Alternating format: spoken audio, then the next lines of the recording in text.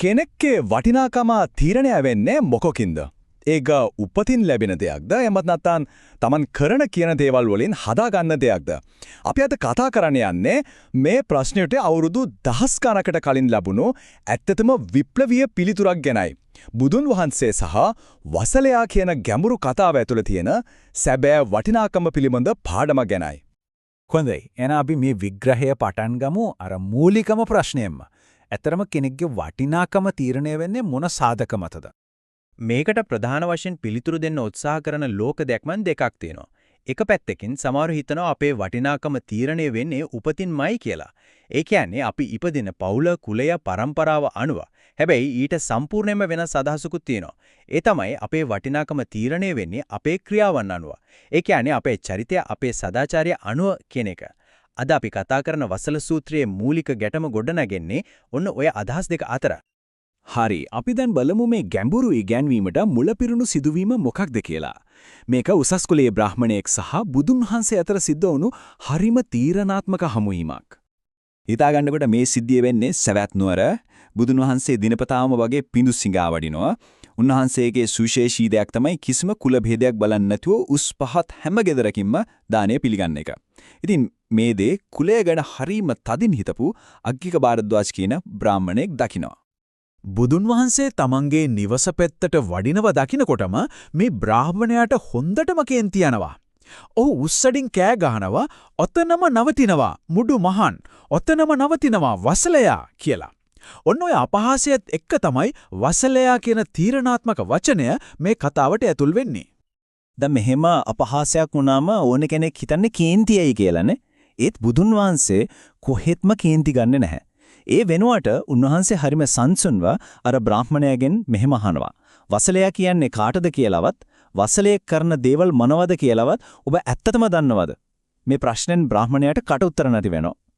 Tamanට උත්තරයක් නැහැ කියලා තේරුණාම ඔහු බුදුන් වහන්සේටම කියනවා ඒ ගැන පහදලා දෙන්න කියලා. ඉතින් බ්‍රාහ්මණයාගේ මේ ප්‍රශ්නය තමයි අපේ මේ විග්‍රහයේත් හදවත බවට පත් වෙන්නේ. ඇත්තරම කවුද මේ වසලයා? මේ මත්නම් පහත් කෙනා කියන්නේ. මෙන්න මේ වෙලාවේ තමයි බුදුන් වහන්සේ ඒ කාලයට අනුව ඇතරම විප්ලවීය උත්තරයක් දෙන්නේ. උන්වහන්සේ වසලයා කියන වචනය උපත මත පදනම් කරනව වෙනුවට ක්‍රියාවන් මත පදනම්ව සම්පූර්ණයෙන්ම අලුතින් අර්ථ දක්වනවා. බුදුන් වහන්සේගේ පිළිතුර උපත ගැන නෙවෙයි ක්‍රියාව ගැනයි.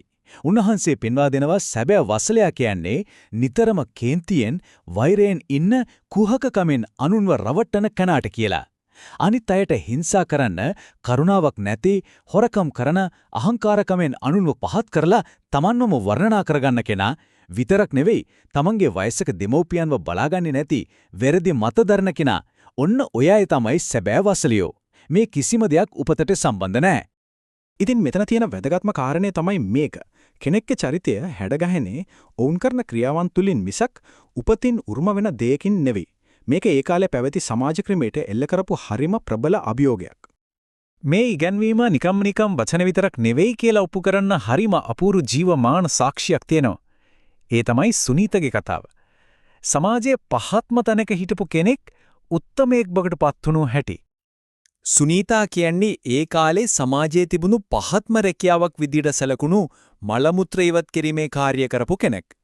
එදා සමාජයේ හිටපු ආධ්‍යාත්මික ප්‍රභූන් සහ සුනීතා අතර තිබුණේ අහසට පොළොව වගේ පරතරයක්. ඉදින් දවසක් සුනීත වැඩ කරමින් ඉන්නකොට බුදුන් වහන්සේ එතනින් වඩිනවා දකින්නවා. උන්වහන්සේ ගැන ඇතිවෙන අසීමිත ගෞරවය නිසාත් Tamanගේ හීනමානය නිසාත් සුනීත හැංගෙන්න උත්සාහ කරනවා. නමුත් බුදුන් වහන්සේ ඔහුව දැකලා හරිම කරුණාවෙන් ඔහු ළඟටම වඩිනවා. ඒ මොහොතේ බුදුන් වහන්සේ සුනීතට කතා කරන්නේ හරිම සරල. ඒත් ඒ කාලේ හැටියට හිතාගන්නවත් බැරි තරම් බලගතු වචන දෙකකින්. එන්න භික්ෂුව. ඒ කාලේ පැවති සීලුව සමාජ සම්මතයන් බිඳ දමමින් උන්වහන්සේ සුනීතට පැවිදි වෙන්න ආරාධනා කරනවා. ඒ ආරාධනාව පිළිගෙන පැවිදි වෙන සුනීත තමන්ගේම උත්සාහයෙන් සහ කැපවීමෙන් භාවනා කරලා නොබෝ කලකින්ම රහත් භාවයට පත් වෙනවා. දෙවියන් සහ මනුස්සුන් විසින් පවා වන්දනාමාන කරන උත්තමයෙක් බවට පත් වෙනවා. බලන්න සමාජයේ වසලෙක් කියලා හංගොඩු ගහපු කෙනෙක් අධ්‍යාත්මික උත්තමයෙක් බවට පත් වුණු හැටි. සුනීතගේ කතාවෙන් ඔබට ගියාම මේකෙන් නියෝජනය වෙන්නේ ඕනෑම කුලයකට, ඕනෑම සමාජයකට අදාළ වෙන විශ්වයේ සත්‍යයක්. ඒ තමයි මිනිස් ගරුත්වයේ සැබෑර්ථය. මේ ඉගැන්වීම තවත් ශක්තිමත් කරන තවත් කතාවක් තමයි මාතංග තාපසතුමාගේ කතාව.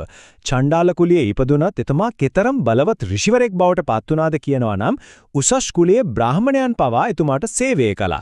ඉතින් මේකෙන් නැවත වතාවක් ඔප්පු වෙන්නේ උතුම්කම ලැබෙන්නේ ප්‍රඥාවෙන් මිසක් උපතින් නෙවෙයි කියන එකයි. අවසානයේදී බුදුන් වහන්සේ අග්ගික භාරද්වාජ බ්‍රාහ්මණයාට දේශනා කරන්නේ වසල සූත්‍රයේ එන මේ උතුම්ම ගාථාවයි. නජච්ඡා වසලෝ හෝති නජච්ඡා හෝති බ්‍රාහමනෝ කම්මනා වසලෝ හෝති කම්මනා හෝති බ්‍රාහමනෝ. ඒ කියන්නේ උපතින් වසලයෙක් හෝ උතුම් බ්‍රාහමණයෙක් වෙන්නේ නැහැ, ක්‍රියාවෙන්මයි වසලයෙක් හෝ උතුම් බ්‍රාහමණයෙක් වෙන්නේ. ඉතින් හැමදේටම ලේබල් ගහන වර්ගීකරණය කරන අද ලෝකයේ කෙනෙක්ගේ වටිනාකම මනින්න ඕන මිම්ම මොකක්ද? ඊටත් වඩා වැදගත් වෙන්නේ කෙනෙක් තමන්ගේම වටිනාකම නිර්වචනය කරගන්නේ කොහොමද කියන එක නේද? මේ පැරණි ප්‍රඥාව අපේ ජීවිතවලටත් අපේ තීරණවලටත් බලපාන ආකාරය ගැන නැවත සිතා බලන්නට මේක හොඳම අවස්ථාවක්.